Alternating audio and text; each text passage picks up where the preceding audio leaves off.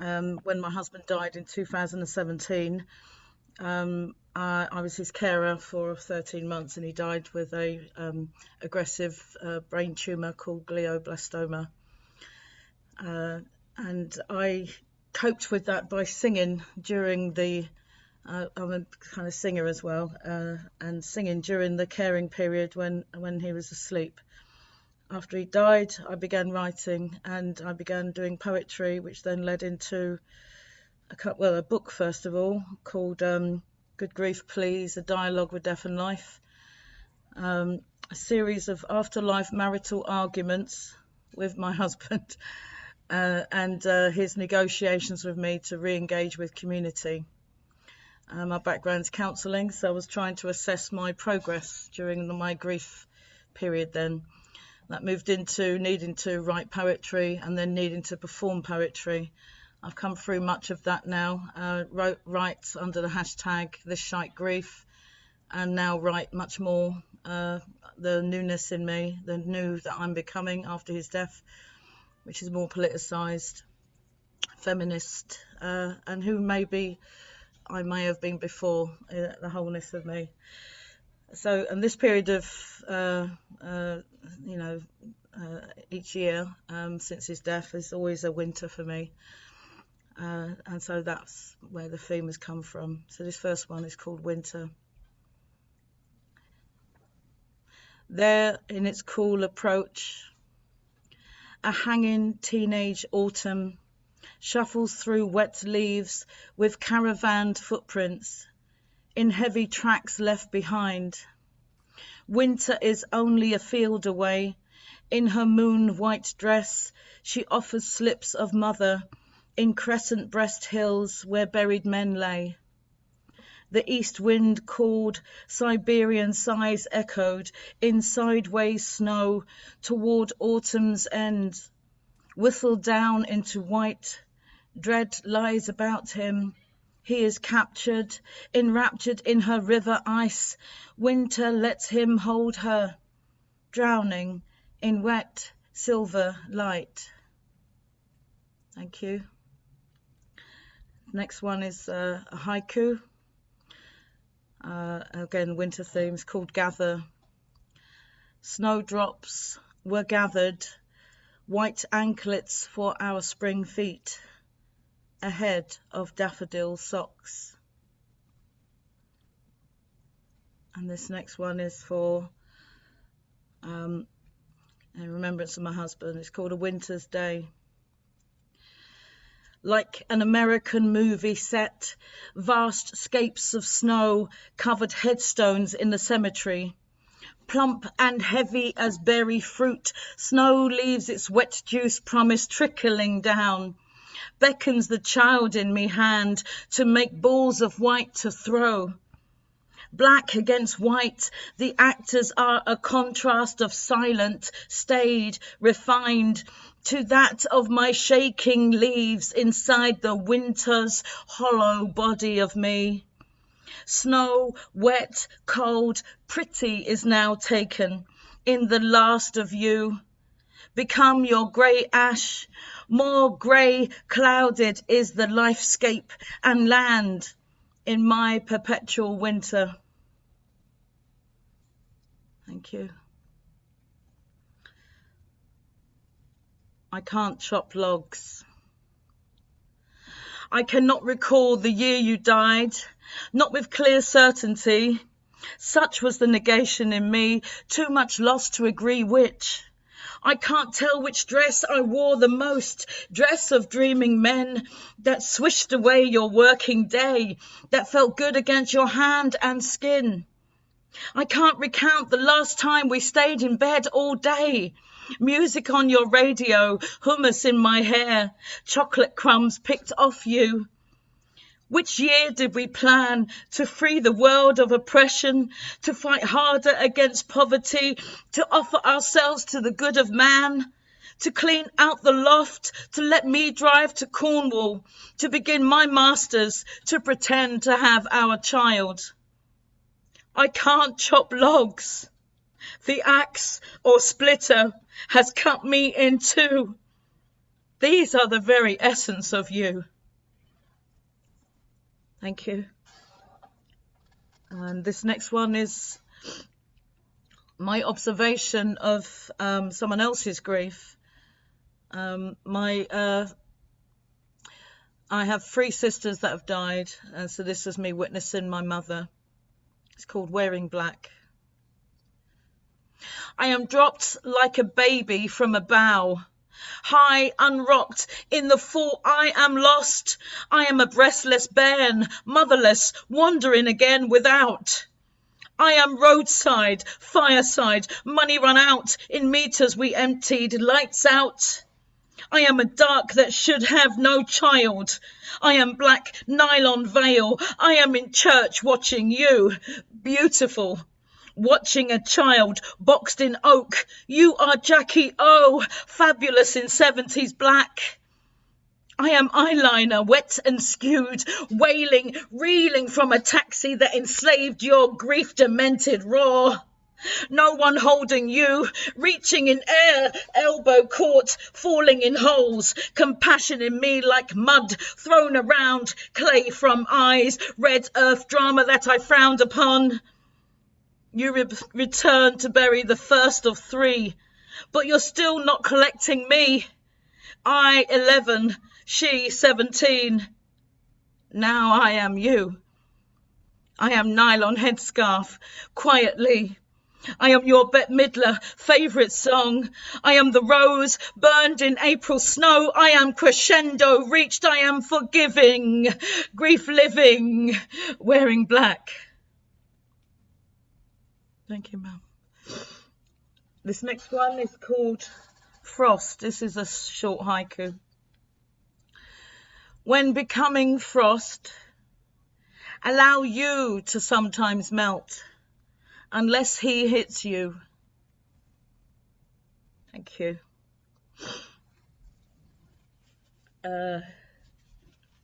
This is more politicized. This is in regards to Priti Patel and the UK government decisions to not allow immigrants to come in from France to UK. It's called Kingfisher, Jetsam, Flotsam. In boats, black migrations navigate shores from France to UK. In merciful pleas to the powers that be, refused safe passage and denied a foot, a hand to land. Like jetsam, flotsam, debris, floating in dead fish pools, the discarded are betrayed, humanity delayed, stuck in policy, homily, tragedy, illegality of maritime law.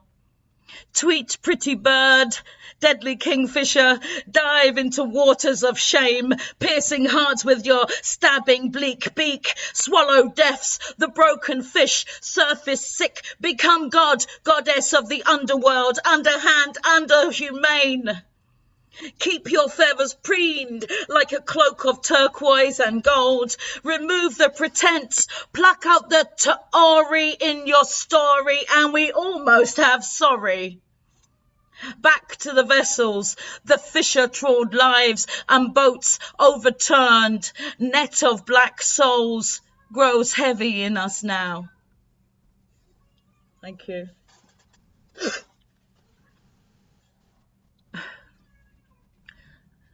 Staying with politic, this one I'd written in around October when there was much talk of, it seemed to be much talk of the word lynching quite commonly, and I was outraged. It's called White America. White America, you gone, gone, gone. When your white people state exclaims lynch is a word they can regurgitate. No matter where you stand, take a stand, break it down, holler out, slap that word out of your white people mouth. Take this bar of soap, eat this word, clean it out of white baby mouths. Send your disaffected white people youth back into their rooms. Use a switch on them. Beat this word out in all your cries for humanity. Ground them. Keep them indoors to learn that you, fathers and mothers of a young white lynch mouth is closed shut. Older white America, forefathers of peace, take back all privilege. These white people are put back on the bench, not scoring, not making the team. Make America's white people clean. Some you can be proud of. Yes, right now you are ashamed. Shame, shame, shame on you, America, unless you bring your white people under control. Thank you. This next one is a kind of argument that I had on Twitter with a young black man. I posted a picture of myself and a comment. I can't remember what kind of comment it was, but it was something politicized, generically around Black Lives Matter and maybe George Floyd. And this is called Skin Kin. This is his dismay and assumption that I was white. Skin Kin. I am at a loss, skin not dark enough for him. Words look white, complexion rejection, the dad in Trinidad dead. So can't discuss this projection, screened coloured, mixed and wrong. Yet I'm older, he is young. I live longer, but he is black, blacker than me, so will exclude my own history. His plantation, sexual relations, and I am raped all wrong. But I know who I am and with whom I stand. Inside your horizontal, I'm washing your clothes, cooking rice and bakes. In my biracial heart, in relation to youth, a black and growing nation, I am still here, being here, grandmother to your teen. I am not unseen. I am wait up all night until you're home. I am still stand still advice. I am the apron and the boots. I am fierce and bold. Die for black grandson. Die for you too. Can you see me now? I still see you. Thank you. This next one is kind of like a observation of COVID for women workers. It's called Tied to Desks. She tied herself to desks, rouge under nails from her cheeks each night. She scraped away nervous anxiety, perplexed at remote Excel sheets, Zoom meet in slippers. COVID sobriety makes her coffee taste sweet, her downtown daily made at home in cardboard cups with lids. She misses the lateral flow. PCR flu shot colleagues tested herself and remained at home. Word doc words reporting an annual return to normality unknown. Weather is whipping, warm tripping in dreams of holiday. She is in flux and lunch is another cereal bowl. No salad bar dates, now flirting with danger every time she buys milk at the store. She wants Netflix and popcorn, friends on the lawn, distance painted fingernails, printing, pressing double-sided buttons and loosening hers. She is tied, bound to the chair, in burst social bubbles. She is virtually here. Thank you. This next one is called Air.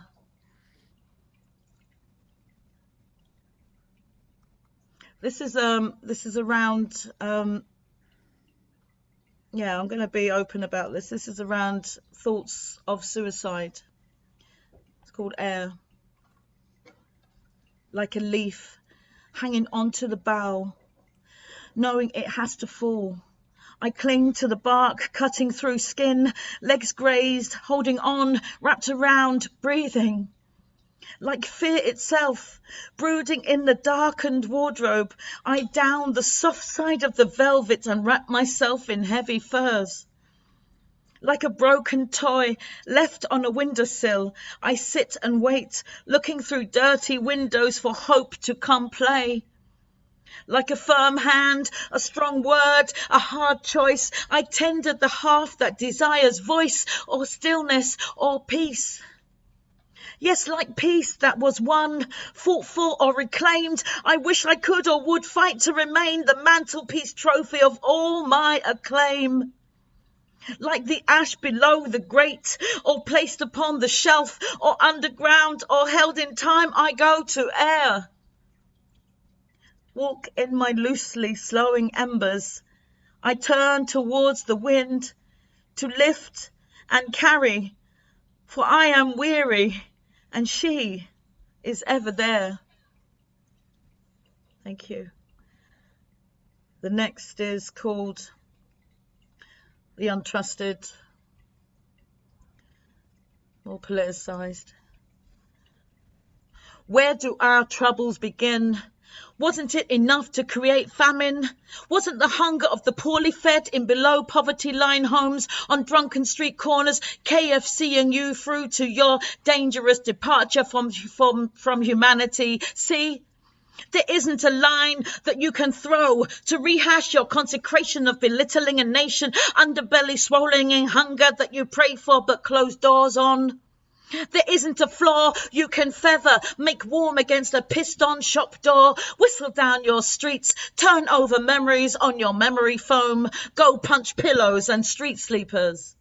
There isn't a drug or a therapy suite, the mentally ill left in wait on lines in forms, deferring to your suicide shake. Your rugs and throws, deep filled in dirt, prescribing apps to deal with that. You see, do you see? There is a change needed, one of selflessness, fighting against gargantuan greed, coaxing compassion like wounded fox. We are to trust in someone, something, some rescue that feeds depression pads low, and we will not be hunted. We are rightfully untamed. We are teeth, blood, shaken, savage, still eyes watching you. Thank you. A year like this, again, this is looking back over COVID.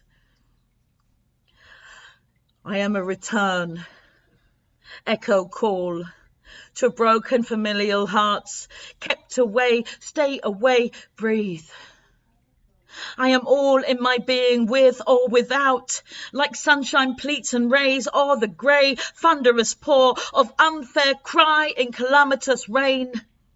I am the struggle, the ache, the grief, laden in layers of ham sandwich trays, carried into empty front rooms of baking kitchens, the muffin mix spooned by a child, like thick drops of love, sticky, stuck, lick, sweet taste. I am the paint on canvas, colour and brushed through yellows, the blue purple hues and wet fingerprints, hands joined in pink. I am doorstep waves, a quivering lip, watching this curl in his, the toddler, the slip, trip, grip, the fingers prized loose, the koala bear cling, finding dummies and crisps, the tires, the gravel and goodbye sting. I am this year, recalled, this year, these tears. I am this. Thank you.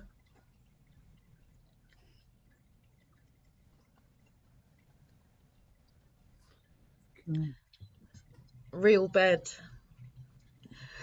In my dreams, I'll have a real bed that I'm so damn proud of, that I'd read books in, eat overnight oats in, from Kilner jars, in sunlit mornings with bud vase lavender on a tray with legs. In my dreams, I'll have purple silk, the nightdress that falls split on my thigh, too cool when I first slip it on, nipples pay attention through the generous cup. In my dreams, sheets are taut, hair falling cool in loose curls on pillows or on the flat white. The overhead fan spins silently, keeping nipples erect in wait. In my dreams, his hand is hot. Rest on my leg. moving slow, while he talks of anything, any damn thing. I've stopped listening. In this real bed, he is gone.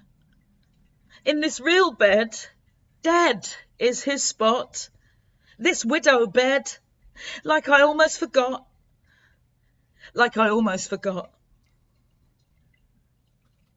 Thank you. And I'm going to finish on two. Let's see if I can be inspired with Clive, but there's two kind of comedy ones here. First one is called If Swearing.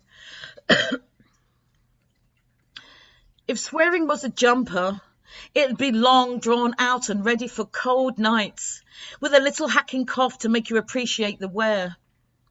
If swearing was McDonald's, it'd be McMuffin and a sausage patty slapped between the arse cheeks of a brioche bun, having tomato sauce fun. If swearing was a long cold drink, it'd be Guinness and blackcurrant, raspberry ripple ice cream tasting triple fucking yeah, I'll have a pint over here. If swearing was Wimbledon ladies doubles, it'll be sisters on itching powder gusset itch, old prize bitch in marvellous underwear. If swearing was a well-worn marriage, it'll be pants stuck in your undercarriage and give us the HP flipping sauce. These screamed like their house down kids are yours, and barbecues and stonking fires, your mum, your dad, and big fat liar. Thank you. This next one is called Shiitake Mushroom. I'd written this for, not something I do often, I'd written this for a slam, a poetry slam. I know Clive does them quite often and he's very good at them. And this was my attempt, Shiitake Mushroom. In its inoffensive brown, little and unobtrusive way, the shiitake mushroom appears. It's entrapped by noodles of egg and spiced just right. It looks like it's supposed to be there. But like women in loveless days, fawning around with umbrellas in parks, a soupçon of interest comes readily their way, and swooning in heat they start.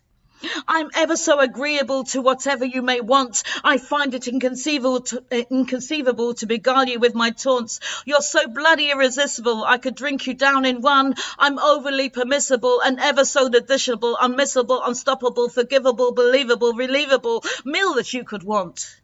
Shiitake mushroom, chow mein and mean I mean. I'm gratefully and platefully licking myself clean. So giving over to himself, she twirls him onto fork, and if he stopped to see her teeth and smile that didn't work, her telling of her noodle brain and feeling in a fix, or noticing she'd gone inside enough to take a shiitake mushroom. Shiitake mushroom, it's better if not raw.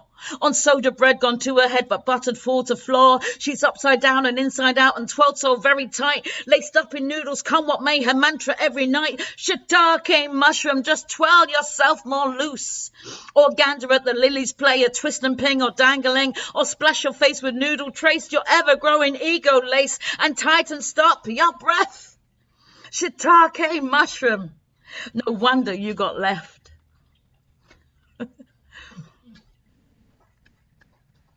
And this last one is called Christmas Flu. It's a short one. I haven't really worked it out very well, but let's give it a go. Cold for Christmas. Wrap up warm chicken noodle soup, sneezing, coughing, log chopping, online shopping, gift swapping, feet are killing, shopping miles never going there again, blanket hogging, sneezing, coughing, big thick socks and icy falls. With tacky wrapping, mulled wine sipping, choking, hacking, hardback slapping, where's the pen? Grandma napping, vicar dodging, mince pie gorging, sellotape is gone again, and this'll have to do. Christmas movies, Scrooge and Grinch, Die Hard one more time, Ginger, honey, lemons, think baby it's just cold outside, ding dong merrily on high, and happy Christmas flu. That's it.